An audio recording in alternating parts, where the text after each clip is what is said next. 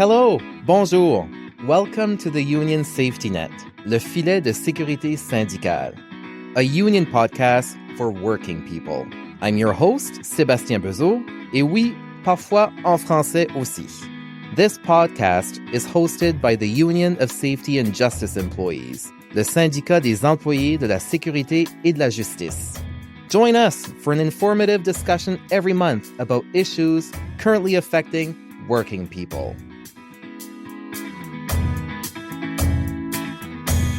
In this episode of the Union Safety Net, we take a closer look at the role of a public broadcaster. The Canadian Broadcasting Corporation, known as the CBC and Radio-Canada for francophone listeners, is a crown corporation that serves as Canada's national public broadcaster. CBC has been in existence since 1936, and its mission is to, quote, promote Canadian culture and support democratic life through a wide range of content that informs, enlightens, and entertains, end quote. To discuss the role and importance of a public broadcaster, I'm joined by Sarah Andrews, who's based out of Montreal and represents Friends of Canadian Media. Please note that we did extend an invitation to Rachael Thomas, Conservative Shadow Minister for Canadian Heritage and Member of Parliament for Lethbridge, to hear her perspective, but they declined our invitation to participate. That said, Sarah, welcome to the Union Safety Net. Thank you so much for having me. Now, before we begin discussing the CBC, can you please tell our listeners about Friends of Canadian Media? Absolutely. So Friends of Canadian Media, we're a nonprofit citizens movement that stands up for Canadian voices in Canadian media. We've actually been around for 40 years. We just celebrated our 40th anniversary. And the organization was born out of the original cuts to the CBC back in the 1980s. So it was Canadians that got together that wanted to stand up to cuts proposed by the Mulroney government at the time and say, we don't stand for that. And we've been around since then fighting for a better CBC, for a well-funded CBC. And since that time, our mandate has kind of broadened beyond just public broadcasting. We speak about Canadian voices on our screens and on our radio waves and in our newspapers, generally speaking. So we advocate for news and journalism. We advocate for Canadian stories on Canadian screens. And of course, we advocate continuously for a strong public broadcaster.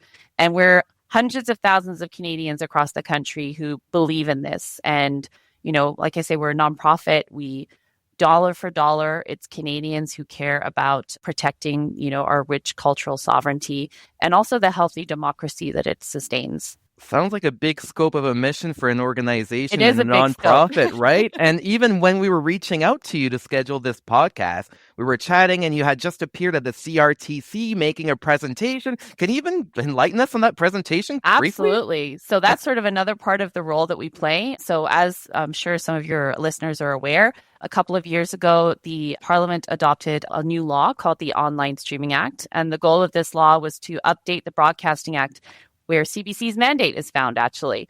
The Broadcasting Act applies to all broadcasters within the Canadian ecosystem. And as you know, the internet appeared about, 30 odd years ago. And a lot of streamers are in our system now, and they weren't playing by the same rules as Canadian broadcasters. So the goal of the Online Streaming Act was really to bring the foreign streamers into our ecosystem, making sure that they're contributing to telling Canadian stories the same way that broadcasters do. It's a process with the CRTC, so this is the implementation phase. It's been going on since fall 2023 or fall 2025. It's not quite done. It's important to get it right. It's important to take the time to do it properly. And so there have been multiple public hearings where stakeholders are invited to intervene and present their perspectives. And we intervene. We're not industry. We are purely there for the public interest. We are there to advocate for Canadians, for Canadian, the Canadian voice, to ensure that we are seeing more Canadian stories on the streaming platforms, I should say, and that they're contributing in a fair way to the system. That's gold. Well, let's talk now about the CBC and how Friends of Canadian Media campaign for the CBC. And of course, you would think for such a nonprofit organization, you would expect great PR campaigns, and you delivered on that, I have to say. So let's talk about the campaign that the organization ran during the federal election. And I'm not sure how to say it on air, but just picture this: the letter F, then the letter U, followed by 2 asterisks, and the acronym CBC. FU asterisk asterisk the CBC. So tell us more about that campaign. That's actually a really great way to start talking about the campaign, because our tagline was, it shouldn't be offensive to fund public broadcasting. Right. So the FU, the CBC, is actually fund the CBC. So yeah, really great way to start talking about it. It is funding the CBC. And, I'm sure as your listeners were aware, CBC Radio-Canada was an important issue in the last election. The leader of the Conservative Party was very clear that if he were elected, if he were Prime Minister, his plan was to defund our national public broadcaster. So we wanted to develop a campaign that would really catch people's attention. I think it did. As you say, it was a catchy tagline, and deliver the message that it's not offensive to fund public broadcasting. In fact, it's something that Canadians do support. So that's how our slogan, FU the CBC, and the tagline sort of came about. The campaign was extremely popular, I'm happy to say. We had ads across the country. I'm sure people saw them on their social media, on different digital platforms. We also had some very grassroots advertising as well. We had some trucks driving around in cities like Toronto, Vancouver, Ottawa as well.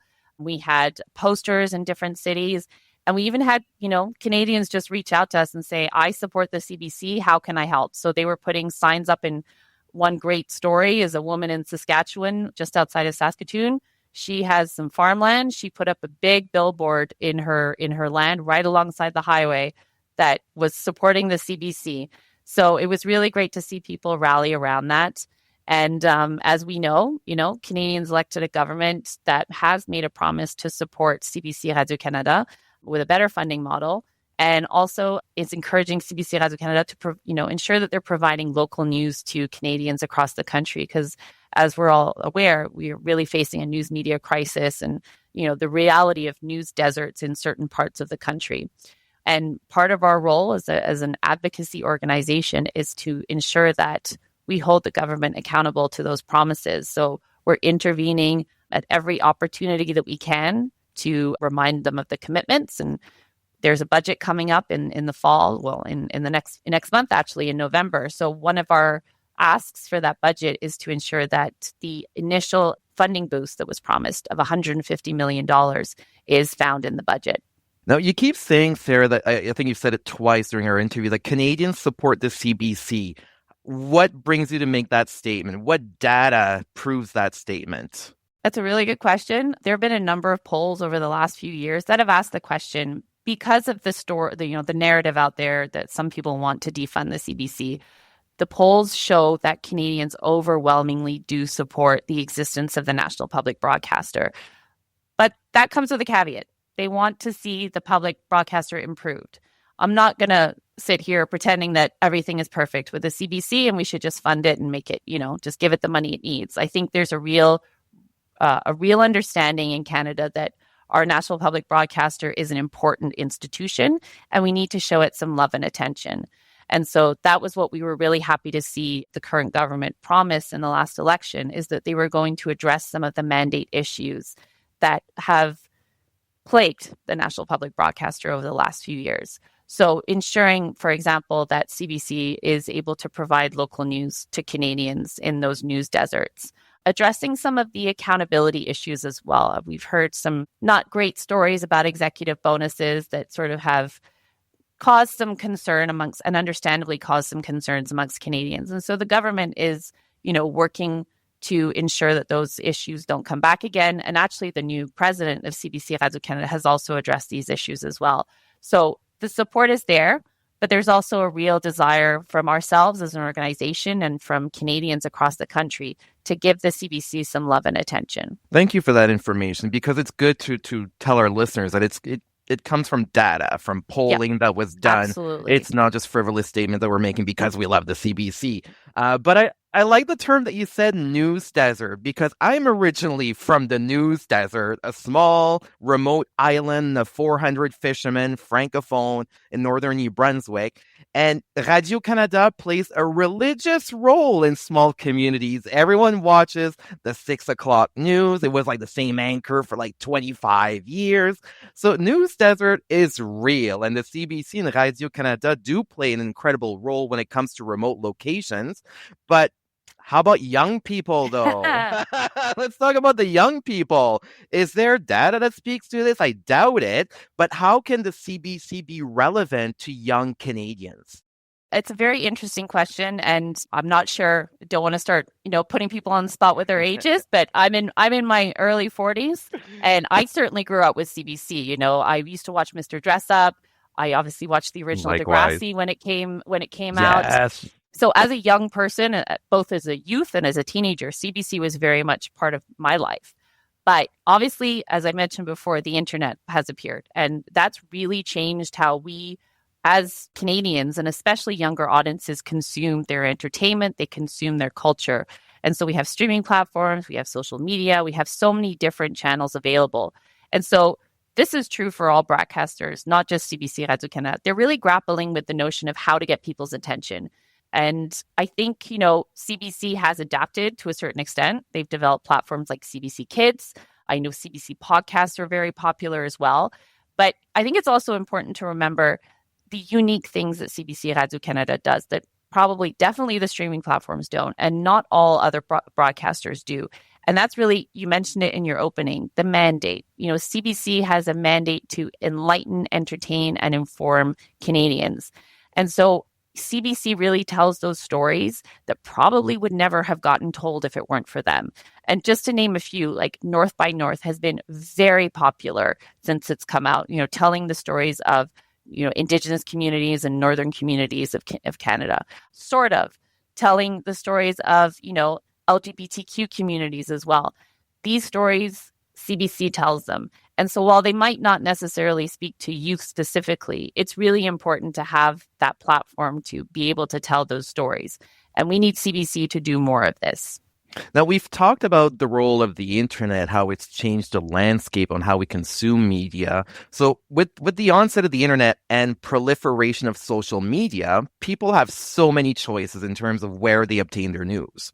We often hear the term narrowcasting versus broadcasting because individuals can now access news sources that filter information to align with their values and often leave out or distort global or local events. You can jump in a rabbit hole and go as far as you want online, right? So, how does CBC, as a broadcaster funded largely by the federal government, counter the accusation that they're catering to a very specific audience? An example, the progressives who tend to support a more liberal agenda. That's a critique we hear often, right? It is certainly a critique. And I would say, ironically enough, you hear it on the other side as well with people saying that, the CBC is too center, is too to the right.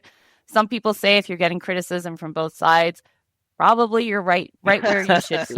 They're right. There's actually a few elements to your question. I think the first part is CBC Radio-Canada can certainly do a better job of engaging with Canadians because to the point that we were saying before, there is this story out there that CBC can do better and it's not at its best and we need to give it some love and attention.